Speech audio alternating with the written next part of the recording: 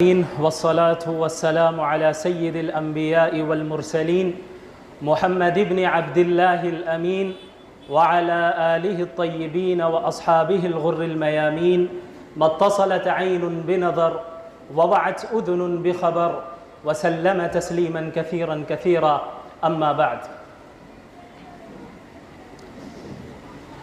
آج جو میرا ٹاپک ہے وہ اسلام اینڈ لبرلزم ہے. لبرلزم کا مطلب کیا ہوتا ہے اور اس کے نقصانات کیا ہیں اور لبرلزم کے قائل لوگوں کے نظریات کیا ہیں، ان پر گفتگو کرنے سے پہلے ضروری ہے کہ ہم مختصر طور پر اس کے اسباب کی طرف بھی متوجہ ہوں کہ لبرلزم کی آخر وجہ کیا رہی. یہ جو فتنہ ویسٹ سے ہمارے ملک میں آیا اور پوری دنیا میں پھیل گیا، ویسٹرن کنٹریز سے اس طرح کے جتنے بھی ازمز آئے ہیں ان کا جو منبع ہے وہ ویسٹرن کنٹریز ہی ہیں. تو اس بات کی سخت ضرورت ہے کہ ہم ویسٹرن کنٹریز کی تاریخ کا بھی یعنی اچھی طرح مطالعہ کریں، یا کم از کم مختصراً اس کے متعلق ہم کچھ جانتے ہوں. تو سب سے پہلے میں ویسٹ کے یعنی مغرب کی جو تاریخ ہے اس کو میں مختصراً بیان کروں گا. ویسٹ کی جو ہسٹری ہے اس کو ہم مختلف پیریڈز میں ڈیوائیڈ کر سکتے ہیں، مختلف ادوار میں ڈیوائیڈ کر سکتے ہیں، تقسیم کر سکتے ہیں. جو سب سے پہلا دور رہا ہے ویسٹ کا وہ حضرت عیسیٰ علیہ السلام کی ولادت سے 3000 سال پہلے سے لے کر حضرت عیسیٰ علیہ السلام کے 400 سال بعد تک کا زمانہ ہے. 3000 سال سے پہلے لے کر 400 سال بعد تک کا جو یہ دور ہے یہ ایک پیریڈ ہے جسے ہم کلاسیکل ایرا کہتے ہیں یا قدیم عہد کہتے ہیں. یہ وہ ویسٹ کا، مغرب کا یہ وہ زمانہ ہے جب فلسفے کا جو اسکول اور کالجز میں پڑھتے ہیں وہ ان ٹرمینالوجیز سے اچھی طرح واقف ہیں. اس فلسفی کا جو ہے ایجاد اس کی ہوتی ہے وہاں پر، اور اس کے علاوہ میتھس کی بھی ایجاد کی جاتی ہے، اور اس کے علاوہ تھیٹر وغیرہ کا جو سسٹم ہے، نظام ہے، وہ بھی اسی وقت کی ایجاد کردہ چیزیں ہیں جس کا اثر آج تک ہم محسوس کر رہے ہیں. یہ جو ہالی ووڈ ہے، بالی ووڈ ہے، یہ سب اس عہد قدیم کا اثر آج تک موجود ہے. شروعات وہاں سے ہوئی. تو یہ ایک زمانہ رہا. اس کے بعد 400 سال سے لے کر 1400 سال تک یعنی تقریباً 1000 سال، یہ وہ زمانہ ہے جسے ہم مڈل ایجز کہتے ہیں، قرون وسطیٰ کہا جاتا ہے. اور یہ 1000 سال مغرب کی تاریخ کے ان کے اعتبار سے تاریک ترین دور ہے جسے یہ لوگ ڈارک ایجز کہتے ہیں. جنہوں نے ہسٹری پڑھی ہے وہ اس سے واقف ہوں گے کہ ڈارک ایجز کسے کہا جاتا ہے. تو یہ جو 1000 سالہ پیریڈ ہے، یہ جو مدت ہے، اسے وہ ڈارک ایجز کہتے ہیں. اس کی وجہ کیا ہے؟ اس کی وجہ یہ ہے کہ حضرت عیسیٰ کے 400 سال کے بعد سے لے کر 1400 سال تک مغرب میں مذہب کی حکمرانی رہی ہے، اور مذہب سے مراد یہاں کرسچینٹی ہے. اور ان کے یہاں طبقاتی نظام تھا. جو سب سے نچلے طبقے میں لوگ تھے وہ عوام تھے، اور جو کسان تھے وہ تھے. ان کے اوپر جو نواب ہوا کرتے تھے وہ ان عام لوگوں کی حکومت کیا کرتے. ان نوابوں کے اوپر جو راجے اور رجواڑے ہوا کرتے وہ ان کی نوابوں کے اوپر ہوا کرتے، اور راجے رجواڑوں کے اوپر بادشاہ ہوا کرتے تھے، کنگز ہوا کرتے تھے. اور پھر ان بادشاہوں کے اوپر پوپ ہوتا تھا. یہ پوپ کون ہے؟ یہ کرسچنز کا خلیفہ ہے، اگر ہم کہیں آسان الفاظ میں، جو خلیفہ ہے. اور ان کا نظریہ کیا ہے ان کے متعلق کہ بھائی جو یہ پوپ ہے ہمارا، یہ جو فیصلہ فرمائے گا بس اسی کو فالو کرنا ہے. پوپ نے اگر کہہ دیا یہ چیز حلال ہے تو وہ چیز حلال ہو گئی، یہ چیز حرام ہے تو وہ چیز حرام رہی. تو پوپ کو جو ہے سب سے ہائیسٹ جو درجہ ہوتا تھا وہ انہیں دیا جاتا تھا. آج بھی پوپ ہیں ویٹیکن سٹی میں، لیکن ان کے ماننے والے بہت کم ہیں. بہرحال تو یہ جو 1000 سالہ حکومت رہی ہے یہ کسی نہ کسی اعتبار سے مذہب والوں کی حکومت رہی، کرسچنز کی حکومت رہی. اور یہ جو 1000 سال کی مدت رہی ہے اس میں لوگوں کے اوپر بہت ظلم و زیادتی ہوئی. اتنی ظلم و زیادتی ہوئی کہ کسی کو بھی جدید علوم حاصل کرنے کی اجازت نہیں تھی. کوئی اگر سائنس کی طرف آگے بڑھتا تھا تو اسے سخت سے سخت سزا دی جاتی تھی. کوئی کرسچینٹی کے خلاف اگر نظریہ رکھتا تھا تو پوپ نے باقاعدہ مختلف علاقوں میں مذہبی عدالتیں قائم کی ہوئی تھیں، جن عدالتوں کا کام ہی یہ تھا کہ سب کے عقیدے کو جانچا جائے. جو بھی کرسچینٹی کے خلاف عقیدہ رکھتا ہے یا جو سسٹم ہم چلا رہے ہیں، جو سسٹم پوپ کے ذریعے چل رہا ہے، اس سسٹم کے خلاف کوئی نظریہ رکھتا ہے، اسے سخت سزا دی جائے۔ اور سائنس پڑھنے کی ممانعت، بائبل پڑھنے کی ممانعت، یعنی جو مذہبی کتاب تھی ان کی بائبل، اس کو بھی ہر انسان، ہر کرسچن نہیں پڑھ سکتا تھا۔ جو مذہبی لوگ ہوتے تھے بس وہی پڑھ سکتے ہیں۔ اگر کوئی پتہ چل جائے کہ عام انسان جو ہے بائبل کو پڑھ رہا ہے تو اس پر سخت سزا ہوتی تھی۔ یہاں تک کہ ایسے واقعات آپ کو تاریخ میں ملیں گے کہ چند ایسے لوگ جنہوں نے سائنس کا نالج حاصل کیا اس زمانے میں، اور پھر موت ہو گئی، انہیں دفنا دیا گیا، بعد میں پتہ چلا کہ ان لوگوں نے جو ہے قانون کی خلاف ورزی کر کے سائنس کی تعلیم حاصل کی، انہیں قبروں سے نکال کر جلایا گیا تاکہ لوگوں کو عبرت ہو کہ دیکھو کوئی سائنس نہیں پڑھنا۔ اس کی ایک بنیادی وجہ یہ تھی کہ ظاہر ہے کرسچینٹی ایک باطل مذہب ہے۔ وہ حضرت عیسیٰ علیہ السلام پر جب یہ مذہب یعنی اسلام نازل ہوا تھا، ان کے جو ماننے والے تھے وہ تو مسلمان رہے، لیکن بعد کے ادوار میں کیا ہوا، ان کے مذہب میں تبدیلیاں آنا شروع ہو گئی، ان میں تحریف آ گئی، اس کو بدل دیا گیا۔ تو ظاہر ہے اب وہ مذہب باقی نہیں رہا، 100% درست مذہب تو باقی نہیں رہا جو آسمان سے نازل ہوا تھا۔ اسی لیے محمد الرسول اللہ صلی اللہ علیہ وسلم کی بعثت کی ضرورت تھی۔ تو اب ہوا کیا کہ جب یہ باطل مذہب ہے اور ایک انسان اپنی طرف سے مذہبی کتابوں میں تبدیلیاں کر رہا ہے اور اپنی باتیں ایڈ کر رہا ہے، تو ظاہر ہے بہت سی باتیں غلط بھی ہوں گی، صحیح بھی ہوں گی۔ اب جیسے قرآن کریم ہے، قرآن کریم کی ہر آیت اللہ رب العالمین کی طرف سے، اس میں کسی انسان کا کوئی دخل نہیں۔ یہ محمد الرسول اللہ صلی اللہ علیہ وسلم کا اپنا کلام بھی نہیں ہے، یہ اللہ رب العالمین کا کلام ہے، اور جس طریقے سے نازل ہوا وہ آج تک محفوظ ہے اور قیامت تک محفوظ رہے گا، یہ اللہ کا وعدہ ہے۔ تو یہ قرآن کریم میں کچھ ایسی غلطیاں نکل آئے، ایسی غلطیاں جو حقائق کے خلاف ہو، ایسی باتیں نکل آئیں جو حقائق کے خلاف ہو، فیکٹس کے خلاف ہو، ایسا نہیں ہو سکتا، یہ امپاسبل ہے، کیونکہ یہ اللہ رب العالمین کی طرف سے نازل کردہ ہے۔ لیکن بائبل میں چونکہ تبدیلیاں لائی گئیں، اس میں انسانوں نے اپنی طرف سے انفارمیشن ایڈ کیا، تو انسانوں کی جو عقل ہوتی ہے وہ لمیٹڈ ہوتی ہے، وہ غلطی بھی کر جائے گا۔ تو اب جب سائنسی تحقیقات آنے لگی نئی تو ظاہر ہے وہ بائبل سے کانٹراڈکٹ ہونے لگی، بائبل سے ٹکرانے لگی۔ تو اس طرح ان لوگوں نے یہ سوچا کہ بھائی کسی بھی طریقے سے سائنسی نالج کو اور اس کے علوم پر پابندی لگا دی جائے۔ تو اس طرح کی ظلم و زیادتی تقریباً 1000 سال تک چلتی رہی، اس طرح کا ظلم ہوتا رہا۔ تو اس کے ریاکشن میں ویسٹ میں یہ انقلاب آیا، یہ تقریباً 1400 سال کے بعد، یعنی 15ویں صدی اور 16ویں صدی کی بات ہے کہ ویسٹ میں انقلاب آیا، ریولوشن آیا، اور اس ریولوشن کے ذریعے مذہب کو اور دنیا کو الگ کر دیا گیا۔ پوپ کو کہہ دیا گیا، جو مذہبی لوگ تھے انہیں کہہ دیا گیا آپ کا اب کام صرف چرچ تک محدود ہے، آپ نہیں بتائیں گے کہ حکومت کیسے چلے گی، آپ نہیں بتائیں گے کہ قانون کیسے چلنا ہے۔ جو بادشاہ تھے انہیں اتارا گیا، گدیوں سے مارا گیا، قتل کیا گیا۔ تو اب یہ جو 1000 سال ظلم و زیادتی وہ سہتے رہے، اس کے ریاکشن کے طور پہ یہ لبرلزم وجود میں آیا۔ اب ہوا کیا، اب 1000 سال تک کرسچنز اور کرسچینٹی کے ظلم و زیادتی میں یہ لوگ رہے، تو اب اس کے ریاکشن میں انہوں نے، یعنی وہ 1000 سال تک مذہبی لوگ کرسچنز ایک انتہا پر تھے، اور اس انتہا کا علاج کرنے میں جب ریاکشن ہوا تو یہ لوگ دوسری انتہا پہ چلے گئے۔ انہوں نے یہ سمجھ لیا کہ بھائی مذہب ہی ترقی کرنے میں رکاوٹ بن رہا ہے۔ اب ان کا جو ذاتی تجربہ رہا مذہب کے ساتھ، کرسچینٹی کے ساتھ، وہ اچھا نہیں رہا، تو انہوں نے یہ حکم تمام مذہبوں پر لگا دیا۔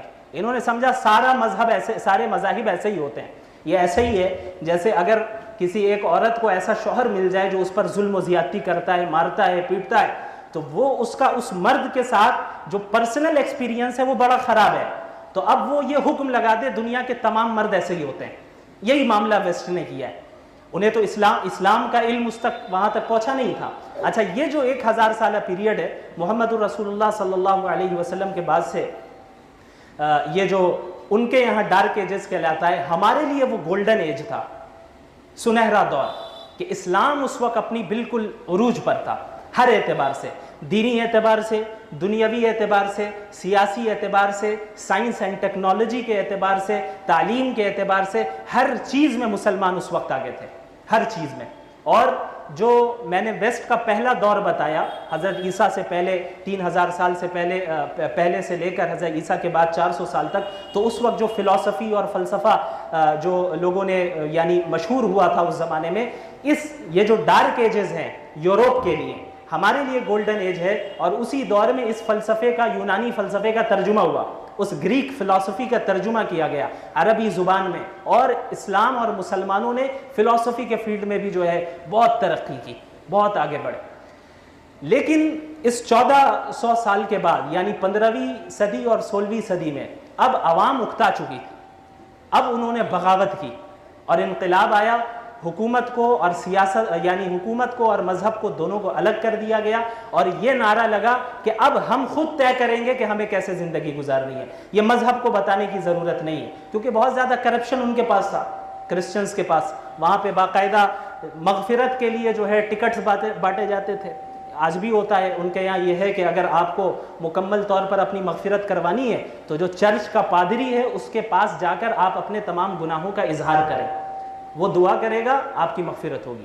اسلام کے بالکل اپوزٹ، اسلام میں ہے کہ گناہوں کو چھپانا ہے، کسی کو کہنا نہیں ہے، یہ تمہارا اور اللہ کا براہ راست معاملہ ہے، بیچ میں کوئی اور الگ سے ٹھیکیدار نہیں آئے گا، وہ اس طریقے کا کوئی ٹھیکیدار نہیں ہوگا کہ وہ چاہے گا تبھی تمہارے تعلقات درست ہوں گے اللہ سے، اور وہ نہیں چاہے گا تو درست نہیں ہوں گے۔ عام انسانوں کے اختیار میں اسلام نے یہ چیز نہیں دی ہے، بالکل نہیں دی، بندوں کو براہ راست اللہ رب العالمین سے جوڑا گیا۔ تو بہرحال یہ جو ریولیوشن آیا، یہ جو انقلاب آیا، تو مذہب سے یہ لوگ اکتا چکے تھے، چڑ چکے تھے، تو اب انہوں نے یہ فیصلہ کیا کہ اب ہم اپنی زندگی اپنی عقل کے مطابق گزاریں گے، ہمیں بالکل بھی مذہب کی ضرورت نہیں ہے۔ تو یہ جو تصور ہے دنیا الگ دین الگ، یہ یہیں سے شروع ہوتا ہے، جو آج ہمارے یہاں بھی موجود ہے۔ اگر کوئی مولانا صاحب سیاست کی بات کر رہے ہوں تو کیا کہیں گے لوگ کہ بھئی آپ پاکی ناپاکی کے مسائل بتائیے، ممبر پہ بیٹھ کے سیاست پر بات مت کیجیے، آپ ان چیزوں پر کیوں بات کر رہے ہیں، آپ صرف یہ بتائیے کیا فرض ہے کیا واجب ہے، نماز میں کتنی رکعتیں ہیں، کتنے واجبات ہیں، کتنے فرائض ہیں، کتنے سنن ہیں، مستحبات ہیں، بس یہ بتائیے۔ یہ تصور وہاں سے شروع ہوا، اور ان لوگوں نے کیا کیا، چند اہم چیزوں کو اپنے پورے نظام سے نکال دیا۔ انہوں نے یہ دیکھا کہ مذہب سائنس میں ترقی سے روک رہا تھا، لیکن جب ہم نے مذہب کو الگ کیا اور اب ہم سائنس پڑھ رہے ہیں تو ہم اپنی ترقی دیکھ رہے ہیں، ٹیکنالوجی میں ترقی ہو رہی ہے اور اکنامی میں ترقی ہو رہی ہے، تو لہٰذا انہوں نے یہ نتیجہ نکالا کہ ان لوگوں کی وجہ سے ہی ایسا ہو رہا تھا، لہٰذا جو مذہبی عقائد ہیں ان کو غلط کہا جائے۔ اور 3 ایسے بنیادی عقائد ہیں مذہب کے، یا ایسے تصورات ہیں جو ہر مذہب میں یکساں ہیں۔ سب سے پہلی چیز، کسی خدا کا تصور، اللہ کا موجود ہونا، کسی کریٹر کا، کسی بنانے والے کا موجود ہونا، ہندو ہو، کرسچن ہو، یا یہودی ہو یا مسلم ہو، کوئی بھی ہو، یہ سب کے یہاں ہے۔ خدا کا تصور، اس دنیا اس کائنات کے بنانے والے کا تصور یہ موجود ہے، پہلی چیز۔ دوسری چیز روح، یہ جو جسم ہے ہمارا، یہ اصل حقیقت نہیں ہے، اصل حقیقت ہماری روح ہے، موت آئے گی روح نکل جائے گی، یہ تصور بھی ہے تقریباً سب کے یہاں۔ تیسری چیز آخرت، کہ مرنے کے بعد دوبارہ زندہ ہونا ہے اور اعمال کا حساب و کتاب ہونا ہے۔ اگرچہ ہندوؤں کے یہاں ریکارنیشن کا تصور ہے، جسے ہم پرن جنم کہتے ہیں، کہ بھئی دوسری جنم لیں گے اور پھر تیسرا، اس طریقے سے ہے۔ البتہ ان کے یہاں بھی یہ ہے کہ اس زندگی کے بعد بھی زندگی ہے، لیکن جو تصور وہ رکھتے ہیں غلط رکھتے ہیں۔ ان لوگوں نے کیا کیا کہ بھئی یہ 3 چیزیں ایسی ہیں جن کو ہم نے دیکھا ہی نہیں، اللہ کو ہم نے نہیں دیکھا، روح کو تو ہم نے نہیں دیکھا، روح ہے یا نہیں ہے ہم کیسے بتائیں، اور آخرت کا جو تصور ہے اس کی وجہ سے ہم کیوں اپنی زندگی برباد کریں، زندگی میں ہم جو چاہیں گے وہ کریں گے۔ تو ان 3 چیزوں کو اپنے سسٹم سے نکال دیا، اور انہوں نے یہ تصور پیش کیا کہ خدا کی ہمیں ضرورت نہیں ہے، ہمارے پاس ہماری عقل موجود ہے، زندگی کیسی گزارنی، کس طرح گزارنی ہے ہم اپنی عقل کے ذریعے ڈیسائیڈ کریں گے۔ دوسری چیز روح، وہ کچھ نہیں ہوتی ہے، جو ہے بس یہ جسم ہے، جو پلیجر آپ کو حاصل کرنا ہے، جو لذتیں آپ کو حاصل کرنی ہے وہ اسی جسم تک ہے، مر جائیں گے ختم۔ تیسری چیز کہ بھائی آخرت کا کوئی تصور ہی نہیں ہے، لہٰذا یہ جو زندگی ہمیں ملی ہے بس یہی ایک واحد زندگی ہے۔ اس لیے اس طرح کے نعرے آپ لوگوں نے کئی بار سنے ہوں گے کہ بھائی زندگی ایک ہی بار ملتی ہے، جی لو، جس طرح چاہ رہے ہو جی لو۔ یہ 3 بنیادی ایسی چیزیں ہیں جو اسلام سے بالکل ٹکراتی ہیں۔ اب انہوں نے کیا کیا کہ اپنے ایجوکیشنل سسٹم کو بھی اسی پر جو ہے بنیاد انہی چیزوں پر کھڑا کیا۔ اسی لیے آپ ان کے یہاں جو ان کی ایپسٹمولوجی ہے، ان کا جو علم حاصل کرنے کا طریقہ ہے، وہ یہ ہے کہ ہم اسی چیز کو نالج مانیں گے، اسی چیز کو علم مانیں گے جسے ہم آبزرویشن کے ذریعے یا ایکسپیرینس کے ذریعے جان سکیں۔ آبزرویشن کے ذریعے یعنی کسی چیز کو دیکھ کر، مشاہدے کے ذریعے، سینس آرگنز کے ذریعے ہم جن چیزوں کو محسوس کریں گے انہی چیزوں کو ہم مانیں گے کہ ہاں یہ چیزیں ایگزسٹ کرتی ہیں، ان چیزوں کا وجود ہے۔ اور یا یہ کہ ایکسپیریمنٹ کے ذریعے، ایکسپیرینس کے ذریعے، تجربے کے ذریعے، ان دو چیزوں سے ہٹ کر اگر کسی چیز کو کوئی ثابت کرنا چاہ رہا ہے تو ہم اسے یقینی نہیں مانیں گے۔ اور آپ دیکھیں یہ بالکل ایمان بالغیب سے ٹکرانے والی چیز ہے۔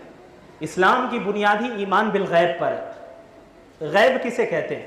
ہر وہ چیز جسے آپ اپنے سینس آرگنز کے ذریعے نہ دیکھ سکتے ہو، نہ چھو سکتے ہو، نہ محسوس کر سکتے ہو، وہ غیب ہے۔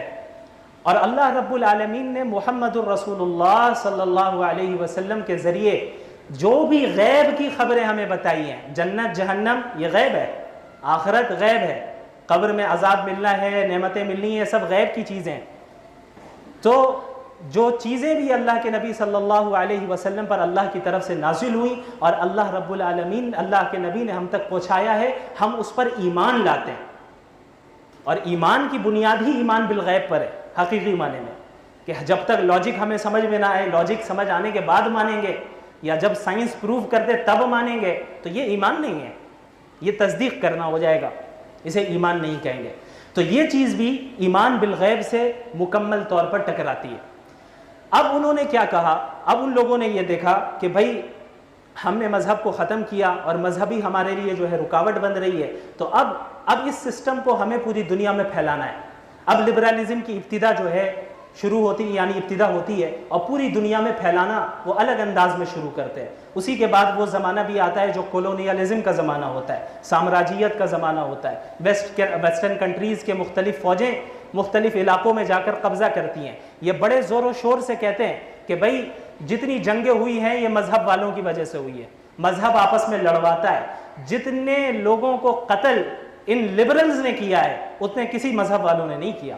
آپ تاریخ پڑھیں، ترکی میں کس طریقے سے لبرلزم کو اور سیکولرزم کو نافذ کیا گیا، مارا گیا، کاٹا گیا لوگوں کو۔ الجیریا میں لاکھوں مسلمانوں کو ان لبرلز نے مارا، مصر میں ان لبرلز نے مارا، افغانستان میں ریسنٹلی 20 سال تک امریکہ کیا کرتا رہا؟ انہوں نے بس یہی کیا ہے کہ لبرلزم کو اور ہمارا جو ویسٹرن سسٹم ہے اس کو پوری دنیا میں تھوپا جائے۔ ہم سے فوراً یہ کہیں گے کہ بھائی آپ لوگ جو ہے زور زبردستی اسلام کو نافذ کرتے ہیں، ان سے پوچھیے آپ لبرلزم کو زبردستی کیوں نافذ کرتے ہیں؟ اگر آپ خوش تھے لبرلزم میں، اپنے ملک میں رہتے، آپ کو گلف کنٹریز میں داخل ہونے کی کیا ضرورت تھی؟ آپ کو ایشیا میں داخل ہونے کی کیا ضرورت تھی؟ آپ افغانستان میں کیوں فوجیوں کو آپ نے اتارا؟ وہاں کے لوگ اپنا الگ سسٹم فالو کرنا چاہ رہے تھے، لیکن آپ نے کرنے نہیں دیا۔ اور جتنے لوگوں کو آپ نے مارا ہے اتنے مذہب والوں نے نہیں مارا۔ ورلڈ وار 1، ورلڈ وار 2 یہ کیا مذہب کی بنیاد پہ ہوئی ہے؟ یہ اقتدار اور طاقت کی بنیاد پہ ہوئی۔ ورلڈ وار 1 میں تقریباً 40 ملین لوگوں کو مارا گیا ہے۔ کتنے؟ 40 ملین لوگ، 1 ملین 10 لاکھ۔ اور اس کے مقابلے میں جس اسلام پر اور جس محمد الرسول اللہ صلی اللہ علیہ وسلم پر قتل و غارت کا الزام لگایا جاتا ہے، آپ یہ تحقیق دیکھیں اور معلوم کریں تو جتنی جنگیں آپ صلی اللہ علیہ وسلم کی زندگی میں ہوئی ہیں مشرکین کے ساتھ، مسلمانوں اور مشرکین کے مقتولین کو، جو لوگ مر گئے تھے جنگ میں، ان سب کو ملا کر ان کی تعداد 1018 ہے۔ بدر، احد، خندق سب کو ملا کر 1018 لوگوں سے زیادہ نئی جنگوں میں مرے، چاہے وہ مسلمانوں کی طرف سے ہو یا مشرکین کی طرف سے ملا کر۔ اور انہوں نے کیا کیا ہے؟ ورلڈ وار 1 میں ہی 40 ملین کو مارا ہے۔ یہ ہم سے کیسے سوال کر سکتے ہیں؟ تو سب سے پہلی چیز اس بات کو ہمیشہ ذہن میں بٹھائیے، کبھی بھی ڈیفینسو پوزیشن پہ نہ آئیے، کبھی بھی دفاعی پوزیشن پہ نہ آئیے۔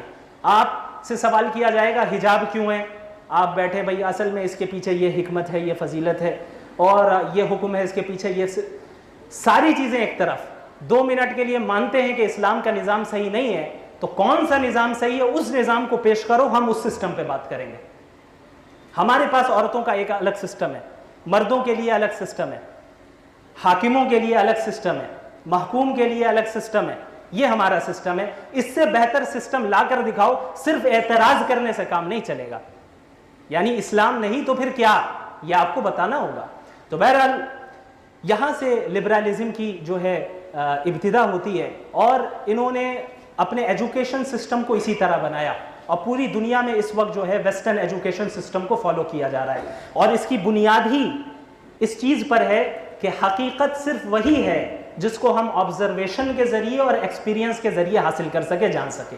اب اللہ رب العالمین کو تو آبزرویشن کے ذریعے ہم نہیں جان سکتے. پورے 12 سال جو آپ اپنے بچوں کو اسکول میں پڑھاتے ہیں، انہیں ایک دن بھی یہ بولنے کی ضرورت نہیں پڑتی ہے ٹیچر کو کہ گھر جا کے کہنا کہ اللہ نہیں ہے. وہ ان کے ذہن میں اصول بیٹھاتے ہیں. دیکھو یہ رول ہے، کوئی چیز اسی وقت ایگزسٹ کرے گی جب وہ میٹر ہو. میٹر کسے کہتے ہیں؟ جس کا کوئی وزن ہو اور جو کوئی اسپیس آکیوپائی کرے. یہ مائک جگہ کو آکیوپائی کر رہا ہے، یہ میٹر ہے. ہر چیز ہمارے آس پاس جو ہے سب میٹر ہے. سائنس کا کام ہی ہے کہ میٹر کو تلاش کرنا، یعنی میٹر کے اوپر ریسرچز کرنا. اللہ رب العالمین کے متعلق تو ہمارا عقیدہ ہے کہ وہ زمان و مکان سے پاک ہے. وہ کسی اسپیس کا پابند نہیں ہے، وہ کسی ٹائم کا پابند نہیں ہے. لہٰذا ان کے اعتبار سے اللہ ایگزسٹ نہیں کر رہے، کیونکہ ایگزسٹ تو وہ چیز کرے گی نا جس کا میٹر ہوگا، جس کا یعنی وہ اسپیس آکیوپائی کرے، وہی چیز ایگزسٹ کرے گی. جس کا کوئی وزن ہوگا وہی چیز ایگزسٹ کرے گی. تو یہ اصول جب اپنے بچوں کو، آپ کے بچوں کو پڑھایا جاتا ہے، اس طرح کی ریسرچز پڑھائی جاتی ہیں اور اس طرح کے اصول اور رولز پڑھائے جاتے ہیں، تو 10-12 سال کے بعد اس کے ذہن میں خود بخود سوال پیدا ہوتا ہے کہ بھئی یہ جو ہے اللہ ہے تو دکھتا کیوں نہیں؟ اللہ ہے تو زمین میں اتنی پریشانیاں کیوں ہیں؟ کل ہی ایک آدمی نے سوال کیا کہ ایک بچی کا اگر ریپ ہو جاتا ہے تو اگر اللہ ہے تو اللہ روکتا کیوں نہیں ہے؟ یہ سوالات کیوں آتے ہیں؟ کیونکہ ہم نے زندگی کے اصل مقصد کو نہیں سمجھا. ایک طرف لبرلزم کا نظریہ ہے کہ جو کچھ ہے بس یہ دنیا ہے، اور جو فیصلہ کرے گا وہ ہم خود کریں گے. For the people, by the people, اور ایک کیا کچھ کہتے ہیں ٹو دا پیپل، یعنی لوگوں کے لیے، from the people, by the people, of the people, کہ لوگوں کی طرف سے ہی جو حکومت بنے گی وہ لوگوں کی ہوگی، لوگوں کے لیے ہوگی، اور لوگوں میں سے ہی ہوگی. یعنی یہ سسٹم جو حکومت کی چلے گی وہ صرف لوگ چلائیں گے. میجورٹی کا اعتبار ہوگا. میجورٹی کہہ رہی ہے اڈلٹری، زنا جائز ہے، لیگل ہونا چاہیے وہ لیگل. میجورٹی کہہ رہی ہے شراب پینا عام ہونا چاہیے، کوئی پرابلم نہیں ہے، اسی کو مانا جائے گا. تو یہ نظریہ ان کا بنیادی ہے. اور لبرلزم جو ہے لبرٹی سے نکلا ہے. لبرٹی کہتے ہی ہیں آزادی کو.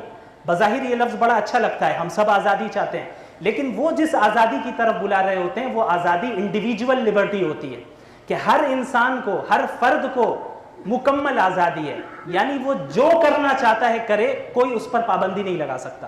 مثلا اگر ایک شخص چاہ رہا ہے کہ وہ زنا کرے، اور وہ مرد اور عورت، لڑکا اور لڑکی دونوں راضی ہے، تو ان کی ڈیزائر ہے، ان کی خواہش ہے، انہیں کیوں روکے ہم؟ یہ ان کا جسم ہے، ان کی مرضی ہے، وہ اسے فالو کریں گے. دوسری طرف اسلامک نظام ہے. اسلام کہتا ہے کہ یہ زندگی اللہ کی دی ہوئی ہے، اس زندگی کو ہم اپنی مرضی سے نہیں اللہ کی مرضی کے مطابق گزاریں گے. دو اپوزٹ نظریہ ہے، بالکل اپوزٹ. اور اسلام اور لبرلزم کے جو اصول ہیں وہ اتنے مختلف ہیں، جو لوگ، مجھے تعجب ہوتا ہے کہ مسلمانوں میں بعض ایسے لوگ ہیں جو اسلام اور لبرلزم کو ہم آہنگ کرنا چاہ رہے ہیں. لبرل مسلم، فیمنسٹ مسلمہ، ایسا ہو ہی نہیں سکتا. یہ ایسا ہے جیسے میں کہوں میں چھوٹے قد کا لمبا آدمی ہوں، میں پس قد لمبا آدمی ہوں. بھائی لمبا یا تو لمبے ہو گئے یا پس قد ہو گئے. میں کھانا کھاتا ہوں نہیں کھاتا ہوں، میں سو رہا ہوں نہیں سو رہا ہوں، میں کالا سا گورا آدمی ہوں. یعنی یہ اللاجیکل باتیں ہیں. لبرلزم اور اسلام میں کوئی ایکویلٹی یا اس کو ہم آہنگ ہم کر ہی نہیں سکتے. آسمان و زمین کا فرق ہے. جب بنیادی اصولوں میں فرق ہوگا تو جو طریقہ زندگی ہے اس میں فرق ہونا لازمی ہے.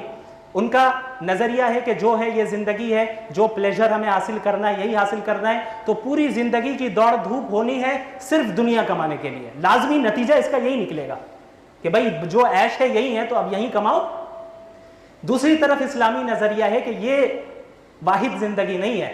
ربنا امتنا اثنتین واحییتنا اثنتین, کہ اے رب آپ نے ہمیں 2 بار موت بھی دی, 2 بار زندگی بھی دی. تو ہم تو 2 زندگیوں پر عقیدہ رکھتے ہیں. ایک زندگی یہ دنیاوی زندگی ہے, اور دوسری زندگی موت کے بعد آخرت کی زندگی ہے, اور وہ زندگی ہمیشہ ہمیش کی زندگی ہے. تو عاقل انسان وہ ہے جو اس زندگی کی تیاری ابھی سے کر لے. تو جب ہمارا عقیدہ یہ ہوگا کہ جو ہماری اگلی زندگی ہے, جو ہمیشہ ہمیش کی زندگی رہنے والی ہے, وہاں پر ہمیں جو انعامات ملیں گے اس دنیا میں اعمال کی بنیاد پر اور عقیدے کی بنیاد پہ ملیں گے, تو ظاہر ہے ہماری زندگی گزارنے کا جو طریقہ ہوگا وہ الگ ہوگا. ہمیں اگر دنیا تھوڑی کم بھی مل رہی ہوگی ہم راضی رہیں گے. کیوں؟ اصل زندگی تو وہاں ہے, اصل تو ہمیں وہاں رہنا ہے. ہمارے اندر خود غرضی نہیں ہوگی, ہم اپنی زندگی کو اللہ کے احکامات کے مطابق گزاریں گے. تو انڈیویجول لبرٹی, ہر انسان کو اپنی خواہشات پر عمل کرنے کا موقع ملنا چاہیے, اور ان لمیٹڈ فریڈم ملنا چاہیے. یہ آپ کئی لوگوں سے سنیں گے ان لمیٹڈ فریڈم. اسلام اور مذہب فریڈم نہیں دے رہا ہے, وہ چاہ رہی ہے بغیر حجاب کے گھومنے کی, حجاب کی پابندی لگائی جا رہی ہے, یہ فریڈم نہیں ہے. ایک بندہ داڑھی کاٹنا چاہ رہا ہے, اسے اجازت اسلام نہیں دے رہا ہے, یہ فریڈم نہیں ہے. ایک بندہ زنا کرنا چاہ رہا ہے, اسلام اس کی اجازت نہیں دے رہا ہے, وہ فریڈم نہیں ہے. تو یہ نظریہ ان کا ہے جو کہتے ہیں کہ ان لمیٹڈ فریڈم ملے گا, حالانکہ حقیقت میں عملی طور پر یہ اپنے اصولوں سے خود یعنی کانٹراڈکٹ کرتے ہیں. ان کے اصولوں میں اور ان کی باتوں میں خود تضادات ملیں گے, خود کانٹراڈکشنز ملیں گے. کیوں؟ کیونکہ جو سسٹم بھی انسانوں کا بنایا ہوا ہوگا اس میں تضاد ہونا لازمی ہے. اب آپ دیکھیں فار ایگزامپل, جب ایسا ملحد یا ایسا کوئی شخص لبرل یہ کہتا ہے کہ اسلام کو یا مذہب کو چھوڑنے میں یا لبرلزم کو اختیار کرنے میں فریڈم ہے, ان لمیٹڈ فریڈم ہے, تو اس سے سوال کیا جائے ان لمیٹڈ فریڈم کا کیا مطلب ہے؟ کیا اگر کوئی چاہ رہا ہے کہ ہم کسی کو قتل کریں تو اس کو فریڈم ملنا چاہیے؟ تو وہ کہے گا کہ نہیں, اس کی تو اجازت نہیں ہے. اگر کوئی چاہ رہا ہے کہ کسی کے مال کی چوری کر لیں, اس کی خواہش ہے, آپ نے کہا ہر انسان کو وہ کرنے کی اجازت ہونی چاہیے جو وہ چاہ رہا ہے, اور یہ ان لمیٹڈ فریڈم ہے, تو کیا چور کو چوری کرنے دے دی جائے؟ تو کہیں گے نہیں. تو پھر ان لمیٹڈ فریڈم نہ کہو, لمیٹڈ فریڈم کہو. لمیٹڈ فریڈم جیسے تمہارے یہاں ہے, اسلام میں بھی لمیٹڈ فریڈم ہے. اسلام نے بھی آپ کو اپنی زندگیاں گزارنے کا موقع دیا ہے, اسلام نے بھی آپ کو دنیا کمانے کا موقع دیا ہے. دنیا کمانا تو حرام نہیں رکھا, دنیاوی نعمتوں سے استفادہ کرنے کا بھی کی اجازت دی ہے, بلکہ ترغیب دی ہے. هو الذی خلق لکم ما فی الارض جمیعا, اس زمین میں جو کچھ ہے وہ تمہارے لیے بنایا گیا ہے. تو جب ہمارے لیے بنایا گیا ہے تو ہم استفادہ کریں گے, دنیا بھی کمائیں گے, اور لیکن ہمارا جو اصل تصور اور اصل عقیدہ ہوگا اور جو اصل مقصد ہوگا وہ آخرت ہے. ہم اللہ کو راضی کرتے ہوئے چلیں گے. جس طرح ہر سسٹم کے قوانین ہوتے ہیں, جس طرح ہر کنٹری کے لاز ہوتے ہیں, اسی طرح اسلام کا بھی لا ہے, اس کے بھی قوانین میں کیا فرق ہے؟ بس فرق یہ ہے کہ آپ کے قوانین کچھ اور ہیں, ہمارے قوانین کچھ اور ہیں. تو جس طرح آپ کے یہاں لمیٹڈ فریڈم ہے اسی طرح ہمارے یہاں بھی لمیٹڈ فریڈم ہے. تو آپ یہ نہیں کہہ سکتے کہ لبرلزم کو اختیار کرنے پر ہمیں یعنی جو ہے ان لمیٹڈ فریڈم حاصل ہوگا. تو یہ جو ہے یہ ان کے نظریات ہیں. اور اس کے علاوہ اب آئیے جو ان کی منافقت ہے اسے دیکھتے ہیں. اب ان کی منافقت کیا ہے؟ آپ نے ان لوگوں کو فریڈم آف اسپیچ کا نعرہ لگاتے ہوئے بہت سنا ہوگا. فریڈم آف اسپیچ, اظہار رائے کی آزادی. ابھی حال میں ہی محمد الرسول اللہ صلی اللہ علیہ وسلم کی شان میں گستاخی کی گئی, تو جو لوگ اس گستاخی کرنے والے اور والیوں کو ڈیفینڈ کر رہے تھے وہ کیا کہہ رہے تھے؟ بھائی فریڈم آف اسپیچ ہونا چاہیے, اگر کوئی کسی کو گالی دے رہا ہے تو اس کا حق ہے. اور یہ ویسٹ نے بھرپور رکھا ہے کہ بھائی اگر آپ کو بلاسفیمی کرنا ہے کیجئے, یہ جو ہے آپ کا فریڈم آف اسپیچ ہے. لیکن اگر وہی کے لوگ گورنمنٹ کے خلاف بولنے لگ جائے, آپ دیکھیں آپ کے ساتھ کیا سلوک ہوگا. یہاں فریڈم آف اسپیچ کہاں گیا؟ ان سے سوال کیا جائے. یعنی ہم صرف سنیں گے نہیں, اگر آپ یہ کہہ رہے ہیں کہ ہر ایک کو اپنے رائے کا اظہار کرنے کی اتنی آزادی ہو کہ کوئی کسی کی توہین کر رہا ہے, کسی مقدس شخصیت کی توہین کر رہا ہے, اس کو بھی روا کر لیا جائے, تو پھر جب گورنمنٹ کے خلاف بولا جا رہا ہے یا گورنمنٹ کے خلاف کوئی کام کیا جا رہا ہے, آپ کی گورنمنٹ کو ہٹانے کے لیے آپ کیوں پابندی لگاتے ہیں؟ آپ کو اظہار رائے کا وہ ملنا چاہیے. ابھی چند سالوں پہلے تک یو کے کی کوئین کے خلاف اگر کہ کوئی کچھ کہہ دیتا تو پھر اسے قتل کی سزا تھی اگر اس کی بلاسفیمی کرتا وہ. بعد میں یہ لاز انہوں نے تبدیل کیا لیکن یہ ماضی قریب کا واقعہ ہے. اچھا، محمد الرسول اللہ صلی اللہ علیہ وسلم قرآن اور اسلام کی توہین کرنا یہ فریڈم آف اسپیچ ہے، لیکن آپ کسی ملک کے ترنگے کی توہین کر لیں، دیکھیں آپ کے ساتھ کیا سلوک ہوتا ہے. انڈین فلیگ کی آپ توہین کر کے دیکھیں آن پبلک، اس وقت فریڈم آف اسپیچ بھول جائیں گے سب. ابھی حال میں ہی BBC جو نیوز چینل ہے اس کے اینکر نے UK کا جو جھنڈا ہے، ترنگا ہے، اس کے متعلق یہ بات کہی کہ بھئی یہ بڑا چھوٹا ترنگا ہے. صرف حالانکہ یہ اس میں توہین کا پہلو نہیں ہے، صرف اس جملے کی وجہ سے BBC سے انہیں فائر کر دیا گیا کہ آپ نے جو ہے ہمارے اسٹیٹ، ہمارے نیشن کی جو ہے توہین کی ہے. تو آپ کے نیشن کے خلاف توہین ہو وہ آپ کو برداشت نہیں ہے، لیکن جب محمد الرسول اللہ صلی اللہ علیہ وسلم کے خلاف توہین ہو تو پھر آپ فریڈم آف اسپیچ کا نعرہ لگاتے ہیں. یہ آپ کی ہپوکریسی ہے، یہ آپ کی منافقت ہے اور یہ جھوٹے دعوے ہیں. اور آپ یہ کہتے ہیں کہ بھائی ہم مذہبی قیود سے آزادی دلوا رہے ہیں، تو پھر آپ ان قیود سے آزادی دلوا کر اپنی بیڑیاں جو ہے آپ لگا رہے ہیں لوگوں کے اوپر. ایسا نہیں ہے کہ آپ کو آزادی دلوا رہے ہیں، ان کے نعرے بڑے اچھے ہوتے ہیں. یہ فریڈم کی بات کریں گے، ایکویلٹی کی بات کریں گے، ریسزم کے خلاف بھی بولیں گے، حالانکہ خود ریسسٹ بھی ہوتے ہیں، خود فریڈم 100% نہیں دیتے ہیں، اور خود ان کے قانون میں جو ہے بہت سے قوانین ایسے ہوتے ہیں جن میں لوگوں کی خواہشات کے خلاف کام ہو رہا ہوتا ہے. اور یہ کامن سینس کی بات ہے. ایک بندہ اگر بغیر قوانین کے زندگی گزارے گا تو پورے معاشرے میں ایک کیوس برپا ہو جائے گا. اب آپ سمجھیں کہ مثلا جو ہمارے ٹریفک رولز ہیں، لال بتی جل گئی، میری خواہش ہے میں نہیں رکوں گا، آپ مجھ پر پابندی نہیں لگا سکتے اس لبرٹی کے تحت. یہ جو آپ نے انڈیویجول لبرٹی کا نعرہ لگایا ہے کہ شخصی آزادی ہر ایک کو ملنا چاہیے کہ جو چاہے وہ کرے، تو ہر ایک چاہے گا کہ بھائی لال بتی جل رہی ہے پھر بھی مجھے جانا ہے، گرین بتی جل رہی ہے مجھے ابھی رکنا ہے. تو اس طریقے سے کیا ہوگا؟ پورا معاشرہ جو ہے سسٹم خراب ہو جائے گا. تو یہ کامن سینس کی بات ہے، اور جو انسانی معاشرہ رہا ہے ہمیشہ سے ایک سسٹم کے تحت چلتا ہے. تو جو سسٹم مختلف ممالک کے مختلف رہے، مختلف عقائد کے ماننے والوں کے مختلف رہے، اسلام نے بھی ایک سسٹم دے دیا ہے. تو آپ یہ نہیں کہہ سکتے کہ ہم مذہب کی پابندیوں سے نکال رہے ہیں. ہو سکتا ہے نکال رہے ہوں، لیکن پھر اپنی پابندیوں میں لوگوں کو لے جا رہے ہیں، آزاد نہیں کر رہے. تو یہ اس طرح کی ان کی منافقت ہے.